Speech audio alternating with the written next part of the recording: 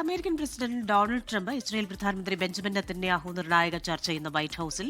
ഗസയിലെ ആക്രമണത്തിനെതിരായ ലോകവ്യാപക പ്രതിഷേധത്തിന് മുന്നിൽ ഇസ്രായേൽ ഒറ്റപ്പെട്ടതിന് പിന്നാലെയാണ് കൂടിക്കാഴ്ച. ഗസയിൽ വെടിനിർത്തൽ ഉടനുണ്ടാകുമെന്ന് ഡൊണാൾഡ് ട്രംപ് ആവർത്തിച്ചു. 2 ഇസ്രായേൽ ബന്ദികളുടെ ജീവൻ അപകടത്തിലാണെന്ന് ഹമാസ് മുന്നറിയിപ്പ് നൽകി. ഗസയിൽ കൂട്ടക്കുരുതി തുടർന്ന് ഇസ്രയേൽ 24 മണിക്കൂറിനിടെ 60-ലധികം പേർ കൊല്ലപ്പെട്ടു. പതിവ് പോലെ ജനവാസ മേഖലകൾ കേന്ദ്രീകരിച്ചായിരുന്നു ഇസ്രയേൽ ആക്രമണം.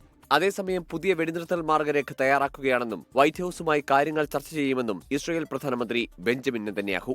വെടിനിർത്തലുമായി ബന്ധപ്പെട്ട 21 പദ്ധതികളെക്കുറിച്ച് ഹമാസിന് അറിയിപ്പൊന്നും ലഭിച്ചിട്ടില്ല എന്നാണ് വിവരം.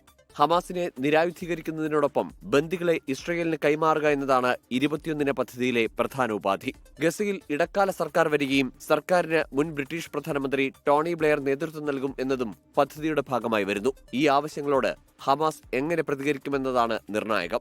വിഷയത്തിൽ അറബ് രാജ്യങ്ങളുടെ ഇടപെടലും ലോകം ആകാംക്ഷയോടെ നോക്കിക്കാണുകയാണ്.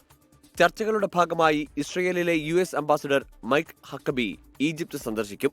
അതേസമയം ഗസയിലേക്ക് സഹായവുമായി പുറപ്പെട്ട ഗ്ലോബൽ സുമുദ് ഫ്ലോട്ടില കപ്പലിന് നേരെ സൈനിക മുന്നൊരുക്കം ഇസ്രയേൽ ശക്തമാക്കിയിട്ടുണ്ട്.